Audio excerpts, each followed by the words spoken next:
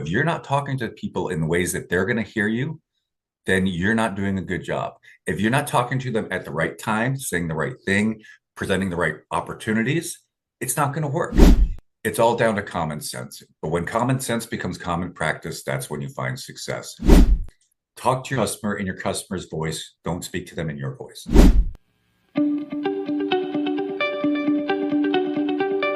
What one key piece of advice would you like to give to all the entrepreneurs watching and listening today?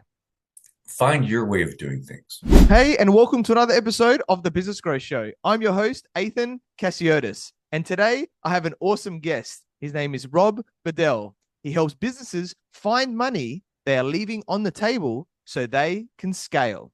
And he converts ideas into action, fosters unity, and brings visions to life as a fractional sales VP and board advisor. Welcome, Rob, and thank you for being on the Business Growth Show.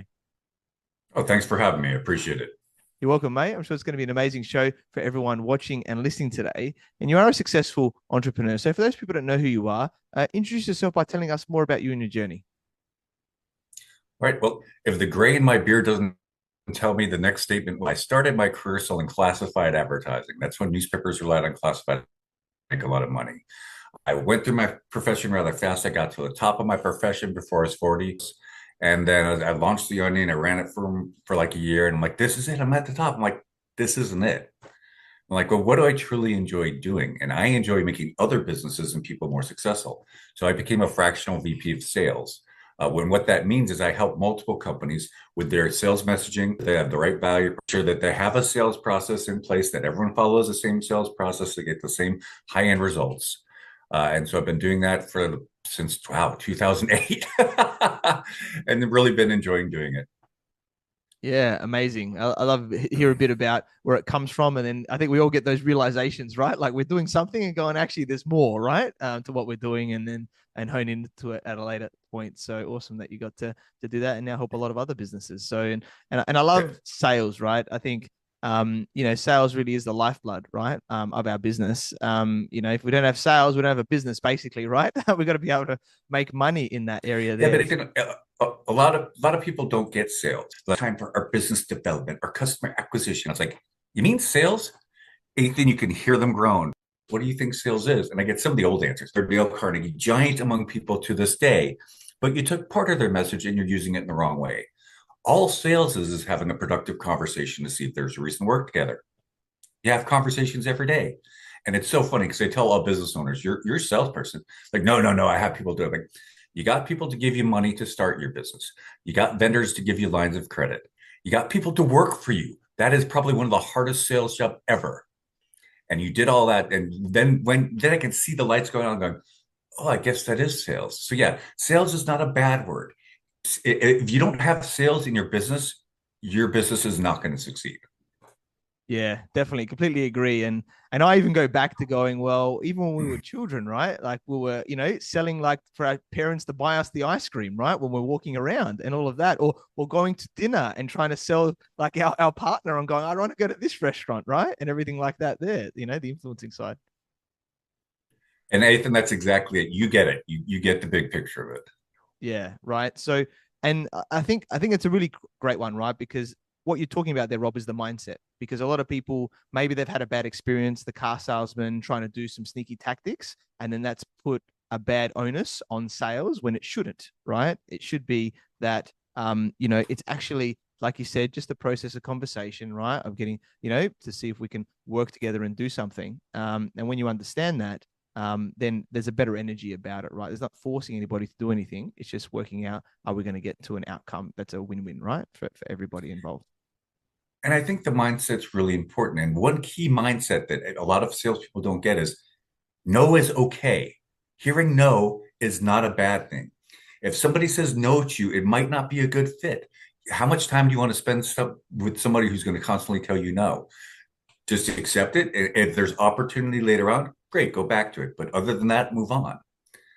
And the fun thing about no, and I've done this so many times, and it's been so successful for me. I sat there and I did this when I first started my career selling classified advertising. I was selling the legal directory. And I had this lawyer that was, interested in working with me. I'm like, well, what type of law do you do? He goes, well, we do business to business transactions. Like, oh, it's like, I don't think this is going to work for you. It's like, what? I said, this is more DUI, divorce, criminal law. It's not necessarily business to business law because you're not going to take my money. I said, well, I'm a sales guy. I'll take your money, but I don't think this is going to work for you. And I said, but if you know any other lawyers that do DUI, divorce, criminal, send them my way. The next week, he sent me 3 guys. One of them became my biggest guy because I said no. I said, this is not a good fit. Let's not do this. Yeah, I love that, right? No's can go both ways, and hear the sayings like, one more no's are being closer to a yes. And winning and knowing when not to offer. I think that's a really great skill, like you said there, Rob. And also there's a resilience part as well. Like I know with me, I was lucky enough, when I sort of started my first business through another business, I was able to do like door knocking sales, right, for about 6 months, right? And I think I got about 60 no's in one day, right, from people, there or give me information and come back, right, and everything like that there, and you have to like get the no and go, okay, next door, right, like it doesn't matter, right? And I think I want to put my children through that to do that for a little while, just to build the resilience, right, of going like it's okay, Yeah. be able to do that, yeah. Yeah, and like I said, it's not a bad thing. If you hear a no right away and it's just you don't feel it's a good fit, then move on. If you think this is a guy, this is going to work for them, then resurface later on. Try it again. And a key thing to ask in sales is, this doesn't sound like this is a good time for you. When would be a better time for us to talk? Because sales, and this is the one thing that I teach all my salespeople, and they're always amazed at this. Sales is not about you. It's about all the people that you talk to. And so if you're not talking to people in ways that they're going to hear you, then you're not doing a good job. If you're not talking to them at the right time, saying the right thing, presenting the right opportunities, it's not going to work. And that's okay. You just have to find the right time, the right opportunity, and the right moment to talk to somebody. Yeah, definitely. So true. And understanding, I think the decision makers, right, as well is part of it. Yeah, because sometimes, whether let's just use a house for an example, right? If you don't have both partners there, then you're probably not going to be able to make a decision, right, with that person there. Or if you've got multiple board members or C-suite team or things like that in a larger business, who's the decision makers on that decision as well? And the key thing, what you just said, it hits the nail on the head. The right decisions makers in the room. I just got done work. I'm working with a new company, an international company. Just started, brought them on board. I was talking to these guys. It was going really well, and then they brought in the head guy. And when I had that meeting, I'm like, this is going to happen now, because now I convinced him that what I am going to do is going to enhance their business. If he never was involved with this conversation, we would have just been talking back and forth, and nothing would have moved. So you got to make sure that and a key question to ask is, if you like this and you say, yes, this is something I can do, can you sign off on this? It's something that I have so many salespeople that don't set that up. And when they sit there and they get the person in the room, they're like, yeah, this sounds really good. And they're like, okay, here's the agreement. They're like, well, I can't sign that. My boss needs to sign it. It's like, you're having the conversation with the wrong person. Yeah, exactly. Right. So I love it. All these little questions like make a difference, right, in that process to get to the end result. Because you miss one of these and, it can fall apart, right, in that. So, and it's simple. That's the good thing, right? That's what I like about it. It's not that hard, right? It's just a question to ask. Yeah. Well, it goes to a saying that I have, and it's all down to common sense. But when common sense becomes common practice, that's when you find success. We're not talking about rocket science. We're not talking about these great, giant, grandiose things. Are there some sales deals where you need that? Yes, absolutely. But a majority of sales, you don't. Yeah, exactly. Let's talk about a bit more of the, I guess, the strategy and messaging side, right? Because I think this is the start of it, right? Because, we've got our mindset in place right here that we're talking about, right? Of what we need to do. So then we got to, there's a lot of different approaches to sales, right? But I think at the start, there's always strategy involved. And you mentioned about messaging, which I think is important, right? Because what you put out there is sort of what you're going to attract. So I'd love to know, yeah, more about this. Well, and the thing about it is you shouldn't be speaking in your voice. You should be speaking in your customer's voice. I give this little exercise. I do this with every client that I work with. I give this out to people to do, and they're always amazed at what happens. I worked with a father-son insurance inspection company. They're around for 40 plus years, couldn't break $1 million.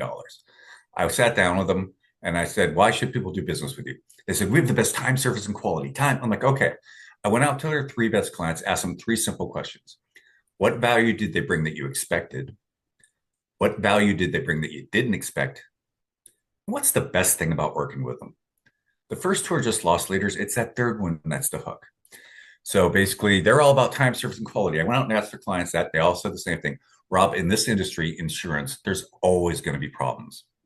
And when there are problems, we know we can call or email them. They'll find out what happened, who's involved, and how to make sure it doesn't happen again and get back to us within 24 to 48 hours. I was like, huh. I was like, that sounds like good customer service and communication. Like, yep, they're doing it. Not a lot of other companies are. I'm like, well, what about time, service, and quality? They all said the same thing, Ethan. If you're not doing time, service, and quality, you're not working in this industry. So we changed the value proposition from time, service, and quality that all the other inspection companies were beating their chest about to, hey, we have the best customer service and communication. When there's problems, and there will be, we'll be part of your team. We'll make it a non-factor as quickly as possible. That next year, they grew 26%. Year after that, 63%. Because we're speaking to the market in the market's voice. I've done that exercise with probably 20 companies in the last year. They always come back to me going, I never would have said it that way. So I encourage everyone out in your audience, do that exercise. What value did you bring that they expected? What value did they bring that they didn't expect? And what's the best thing about working with you? Yeah, I love that, right? That's a very powerful thing. And I think, one thing for people to realize, right, is that getting external people in anything that we do in business can help us, right? Like fractional people, like consultants, coaches, mentors, right? Because they see what you don't see. Rob's seeing it, right? Like, there because you're in the trenches, and it's something simple. And it also helps that Rob sort of came in and asked the question, right? Because it's a little bit, objective in that way there too. And then you can obviously do it yourself. But I think having somebody externally seeing it, because it's easy to work in your business, but working on the business is what we're talking about here, right? Is makes the biggest difference, right? So yeah, love that. So like I said, it's just those things that make the biggest difference. Yeah, exactly. Now, what a lot of people, right? And I think I'd love to know from your perspective, because I think there's two ways of sales. Now, it depends on where the skill level of the person, right? How much experience they have. But there's probably two ways that I see people do sales. One way is they sort of wing it and they go, oh, I sort of know what I'm doing and everything like that. And, I'll go through that process. Other people want like a script or something like that, like to follow. Now, obviously, depending on the situation, if you're in person or Zoom or things like that, can depend, right, on like what exactly you can do. But I'd like to know, because sometimes you don't want to miss things, but sometimes if it's too scripted, it doesn't exactly work. So I'm intrigued, right, on like your take on that, on that sort of structure and process, for sales. Well, and it's so funny you say scripting, and I've seen great scripts that work incredibly well. The problem with great scripts is how people present them. If they're reading them, you can tell somebody's reading the script. I mean, I'm sure you have people call you all the time. It's like, hi, I wanted to talk to you about. It's like, okay, yeah, you're reading a script. What I always do is I create talking points. What are the 3 to 5 talking points that need to be discussed every conversation? And therefore, I give my sales team a little bit more freedom to be able to use their voice to talk about those talking points, because I don't want them to sound like me. They can't sound like me. Only I can sound like me. They need to sound like them. And when they sound like them, they're covering the talking points. It's a lot more of a natural flow to the sale than it is so scripted and structured, if that makes sense.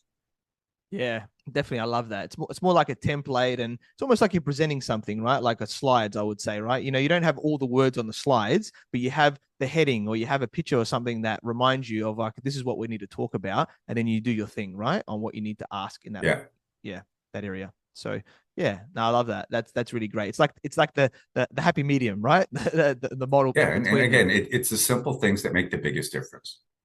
Yeah, Yeah. exactly. No, I love that.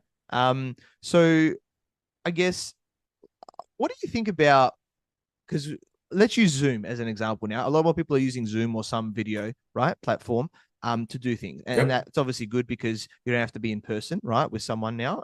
So you get more opportunity to do sales that are much further than you.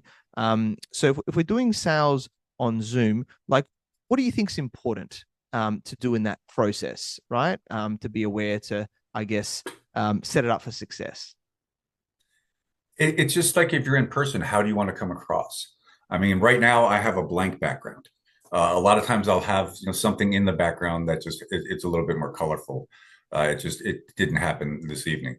But so your personality should come through and your background and everything around you. So, I mean, I love what you have in your background. It just shows everything, about you. It's like, wow, okay, this is what's going on here. Unfortunately, your audience gets my boring background for once, but at least I get to be a little bit more entertaining in it. Be aware of how you come across. The funny thing about that is you have to realize it's almost like you're talking to people. And if you are talking to an audience, I'm fortunate. I used to do stand-up comedy. So I know how to talk to an audience. I know how to read a room. Not a lot of other people do. But if you understand that you're just having a conversation, even if you're on video, you and I are having this conversation right now, Ethan. It's natural. It's not anything that's forced. We're not going down some scripted point by point thing that is going to bore the heck out of your audience. We're just seeing where the conversation goes and letting it flow. Yeah, no, exactly. I think I love that, right? And I think it's important for people, to do that, right? Like compared to a Zoom, compared to like a phone call, like to me, because I like to know your perspective as well, if you think of it different. But there's a connection, right, that you get right there. I think there's pros and cons sometimes because there's cognitive biases and things that can happen. So I think being aware of like, how you're dressing. Are you in a tank top or are you in like a normal top or a polo or something? Now I always dress like this. I've dressed for many years since I was like 18 years old, so it feels normal to me. But how you show up, right? And everything like that on the call and your energy and when you're talking to people, there's all these things, the background, like what Rob's talking about here, right? So being intentional on how you are perceived and how you want other people to perceive you is important in that conversation so that Yeah. there's an And authority. Yeah. yeah, I always have a button up. There's always something, it doesn't need to be full on fancy, but I always have, a business shirt on. And it does a couple things. One, it brings across who you are as a person, how you do business. And this should do a couple things for everyone that's out there that's watching this.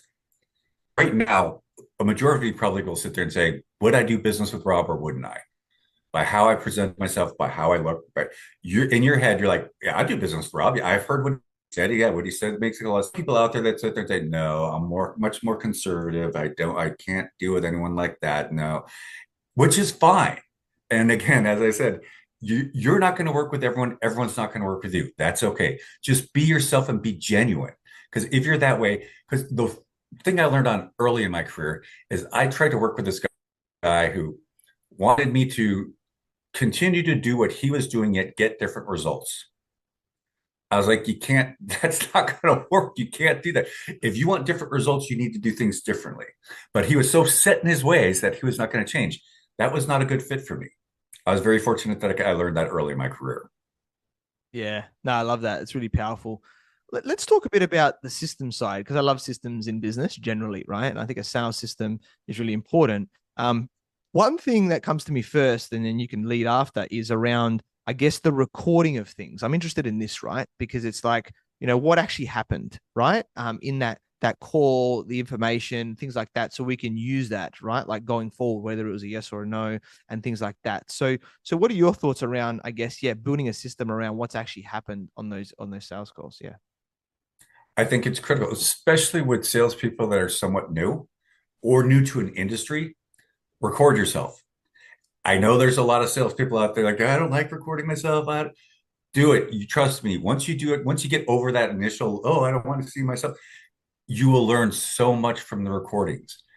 And you'll be able to correct the C that you don't like. But if you don't record yourself and you're not following up that way, you may never get it. It just may never strike you in such a way that goes, ooh, I didn't realize I did that every time. Yeah, exactly. It's so interesting, isn't it? Right? It's like the reflection. Ideally, we reflect on like our mindset or things, in the day, but actually reflect on going, what did we do in the sales call? What could we improve? What did we do well that we could continue to do? And it's looking also back at maybe the yeses and nos, looking at the yeses, going, oh, I did that, and I didn't do it the other time, right? So I got to make sure that I do that going forward, and then it becomes really powerful. Yeah, and it's funny because I learned something from myself. I was how they do it back in New York. You just really, but once I started hearing myself on recordings, realizing how fast I was, some people are just not going to follow that, and that's not what I want. And so I train myself to speak slower. And so people can sit there and hear what I say and go, oh, I can digest all of this, and he's not overwhelming me. Yeah, that's actually a big point because that's a thing for me, Rob, is that I have a fast mind, so I speak fast, right? So you said you trained yourself. I mean, because I'm sure there's a lot of other people like that out there, right? That do that to some extent. Um, what is a tip that you can give, I guess? Because when you're in that moment, when you're speaking in sales, or maybe you're presenting something, right? And you're excited or whatever it is that you're speaking fast because you think fast. What are some ways, something we could do to help us to slow down? Record yourself and listen to yourself. I swear, I would wish that there'd be techniques and stuff like I can give you that's all changing and everything. It's not. You can be the only person that can correct those habits. And the funny thing about it is when I presented, I did it at a pace that was perfectly fine. But when I was on phone call with somebody and then I recorded my phone calls, I'm like, wow, I was speaking way too fast. I need to slow that down. And so the only way you're going to learn is if you record yourself. I love it. I love that it's so simple, and it's like, and then you obviously have that mindset for growth, for improving yourself. Going, these are the little things that we need to, yeah, improve on. So I love that. Now, in the sales process, right? There's obviously so many, a few different factors here, right? Because I know that you talk a lot about finding money, right? That's on the table there because it's like, what are you offering? Is there different ways of pricing or different products and all these types of things, right? That's in that process of the conversion, sort of these types of stuff, right? That comes on in. So what are your thoughts about like what's important in that sales process? What can we tweak, I guess to find money on the table? It depends on the industry. It depends on, I love working with manufacturers because I always find money that I worked with Ironclad. They made task specific work gloves. I was able to take two of their divisions profitable within 9 months because I found ways that the money wasn't being held accountable for certain people. And then this one I love the most, Spongeables. It was a sponge infused with soap, lotion, and fragrance. Every woman I gave this product to loved it. There's a guy I trained martial arts with, his mom and stepdad, and they're getting audited by their partner, which was this huge multi-billion-dollar conglomerate out of Australia. And so I sat down with them and went through their books, which I try not to do anymore because I have other people that do that. But I went through their books and I'm like, oh, you're in the black. It's looking good. Well, that trip to China cost a lot. See the manufacturer. Oh, you went for 2 weeks and you took the whole family. Okay, well, I hope you don't get audited, but we'll just leave that aside. And then I was like, what's this product over here? Like, oh, that's Spongel high-end product. It goes to boutiques and spas. Like, oh, who calls on them? They're like, what accounts do you have? And she's like, well, between 2,000 and 2,500. And so, yeah, do the math. And so, there's always stuff sitting there. They're just so close to it that sometimes they have a hard time seeing it. Yeah, so true, right? And I was the same. With a client, I looked at I make sure that their cash flow generally, right, in the business, which is really important, as you would know, right? And sales obviously leads into cash flow.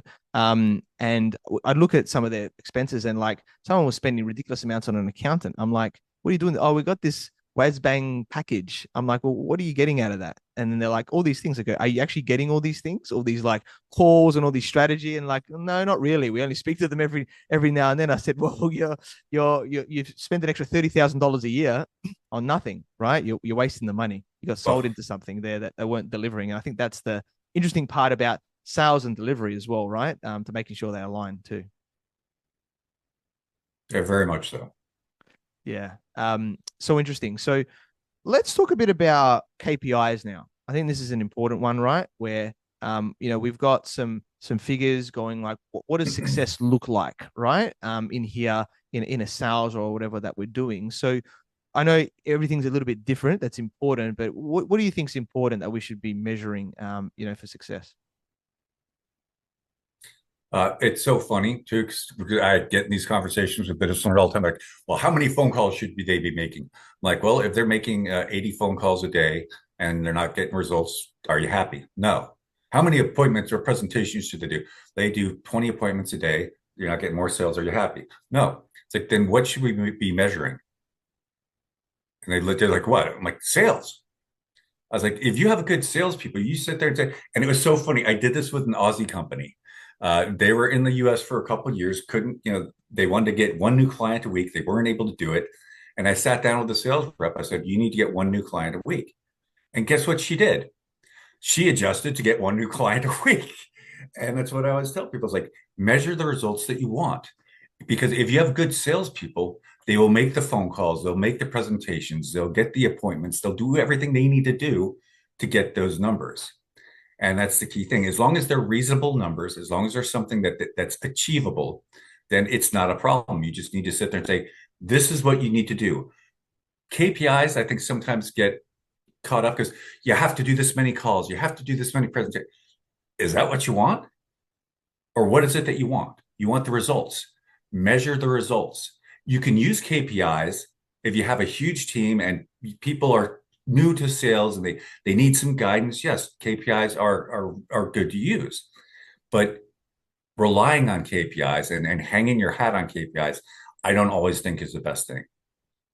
Yeah, no, I love that. I love that it's simple and it's like, let's focus on the sales. That's all you need to do. Don't worry about all the fluff that's around it. So, yeah, I love it. Sometimes it's over crazy with measuring stuff. So that's awesome. And I think this is an important link between marketing, right? Because there's always sometimes a little bit of a fight, right? That happens, between sales and marketing, depending on the business. But it's like, oh, we're getting shitty leads or something like that from marketers. And then the marketers are like, oh, the salespeople can't close them and get the clients in or whatever. And unfortunately, you know what I mean? Like that. So I'd like to know your thoughts on this sort of relationship here. Yeah.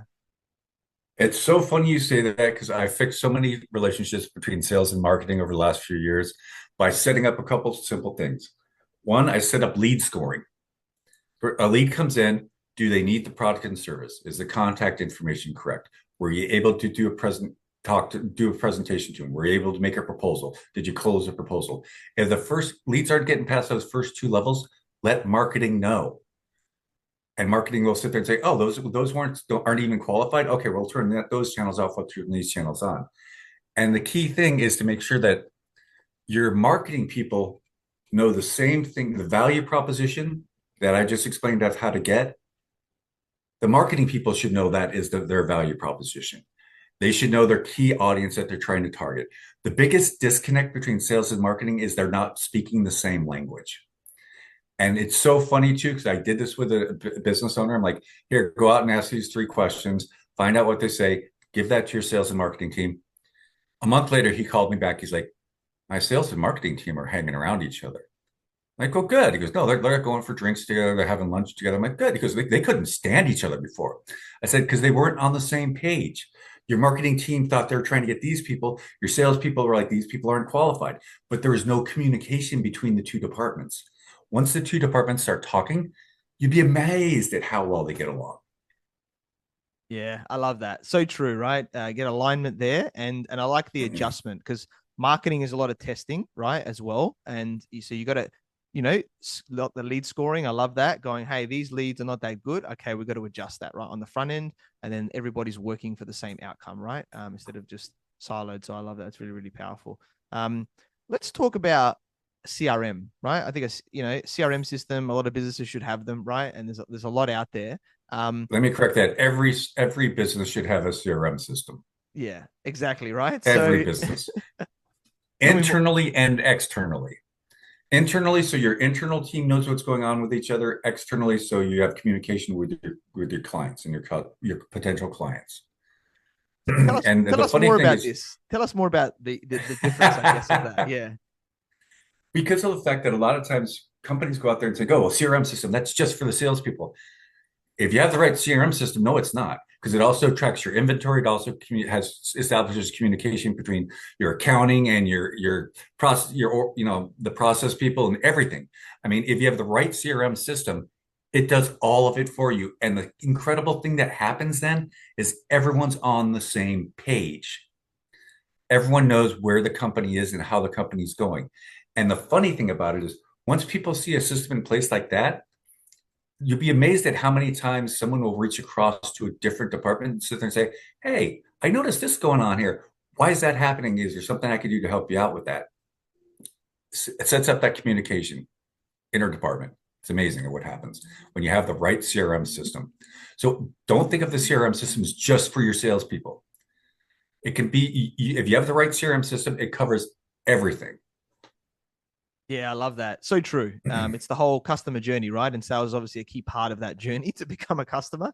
But then it's like obviously what happens from there as well to keep the customer, right? Because sales, interesting one, right? Because you've got the closers in sales, but also a sales function, depending on how big it is account management, right? As well to make sure you Yeah. keep the customer and potentially upsell, right? And everything at a later point too. So you want to talk maybe a bit about that process, yeah. Well, and I think people forget the internal customers, your accounting departments, your operations, your are they looking to each other? Are they all, looking at the same numbers? Are they looking at the same things?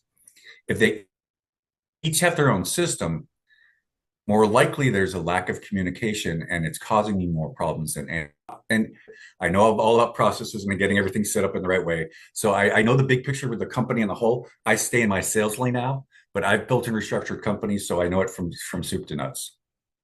Yeah, no, I love it. So important, right, to get everyone on the same page with the team and the systems and things. And I think one thing that's And it is amazing. It's amazing at the results that it gets, because then everything starts working. Everyone gets along with each other. There's less interdepartment fighting. Everyone is like, "Oh, let's hang out." Oh, okay. And it's amazing at the culture that it creates.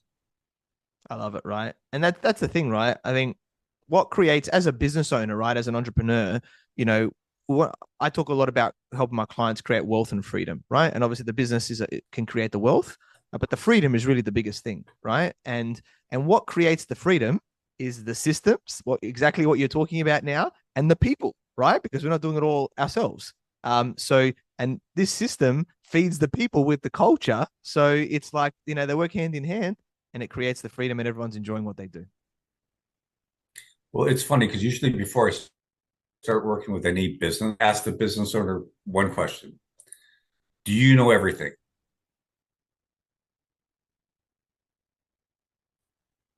And if I don't know everything, it's like, okay, then we can work with you. Now let's make sure, and I always ask them, "Are you a business owner or are you self-employed?" And that's usually the fun follow-up question, because they're like, "What do you mean?" Like, do you need to be there 40, 50, 60 hours a week for the business to run? Or can you leave for a month and the business functions without you? And if you say you can't say that you can leave the business for a month, then you're not a business owner, you're just self-employed. Yeah.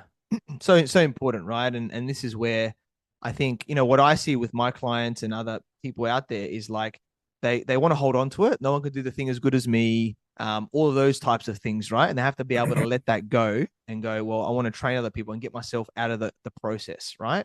There and just do the things that you enjoy, or the more strategic things, right? That's actually going to grow the business instead of getting stuck in the weeds and doing the specific stuff. Yeah. Well, and it's funny too, because I find when I work with business owners, they're really happy. When I work with self-employed people, not so much.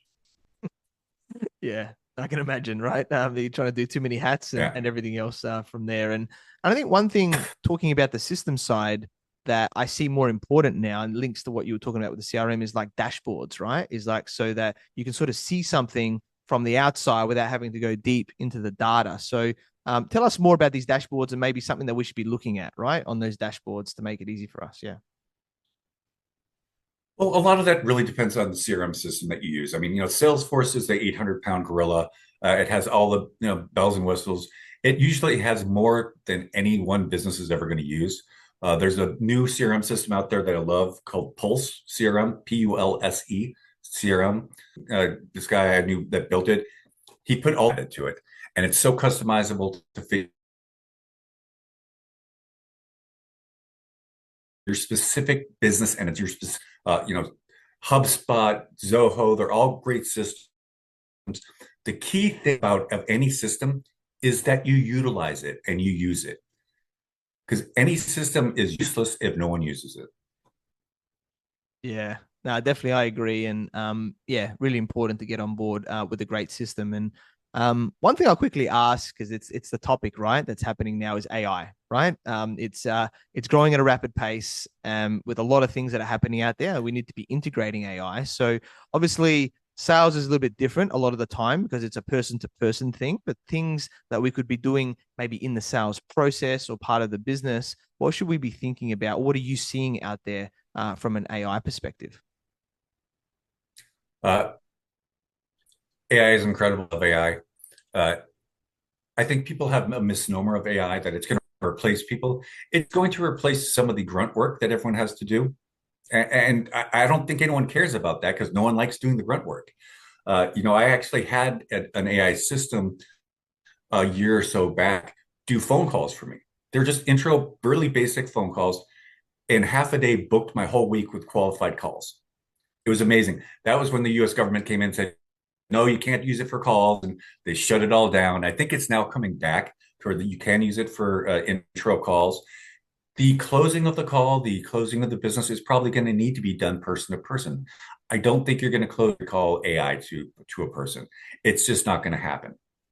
So AI can do a lot of the grunt work to get those initial calls done, to start the conversation, but to finish the conversation, I think it will need to be person to person. Yeah, I agree. I think the hour calling is getting better from what I'm seeing, and more of the qualification, right? First part, like you said, like getting the good lead score that you were talking about. We can get those high lead scores with the hour calling, and then let the humans take over and go through the process from there. So yeah, love it. And that's what you can ask any good salesperson. I can almost guarantee you 98% of them will say they hate doing the grunt work. They do it because they know they have to do it, but it's just that, oh my God, you can pay someone $15 an hour to do this. You're paying me a heck of a lot more. Why am I doing this?